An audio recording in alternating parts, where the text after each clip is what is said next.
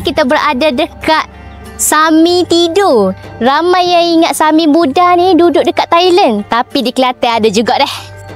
Okey, hari ni kita nak explore, nak tahu sejarah apa yang ada sini. Jom kita terakai satu persatu. Jom, let's go.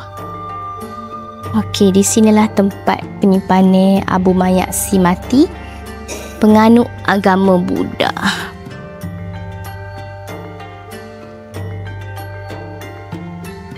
Tempat ni antara tempat yang paling bersejarah di Kelantan zaman Jepun lagi. Sebelum ada Jepun lagi.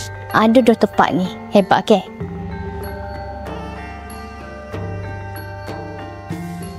Tak dengan Mok Ngulu. Mok Ngulu lah, bisa.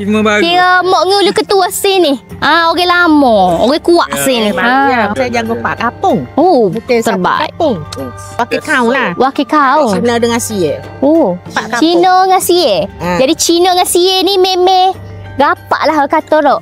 Buat sakit tanya. Apa tidur? Apa tidur aku. Dok, dia ada tu hari hok demo kata apa hari lahir dia sepengah hari Isnin, hari Selasa. Oh, melambangkan dia orang tidur. Kira ada sejarah lah dia. Bukan orang buat saya saja. Aku dok. Seorang yang berfikiran jauh. Fikir nak buat benda ni museum. Betul. Sebab kalau gini jadi macam orang tak tahu deh. Tempat ni macam tertutup. Tak tahu dah asal usul dia macam mana. Sebab kita pun tak tahu mana juga ke. Betul sungguh. Kalau itu tu oyak ke apa, kita pun tak faham juga. Betul. Jadi kita perlu tahulah gapo hok ada dekat Kelantan ni. Bukan saja duduk Kelantan, duduk Sio, duduk tempat dulu tak boleh dah. Kita kena tahu ilmu ni luah.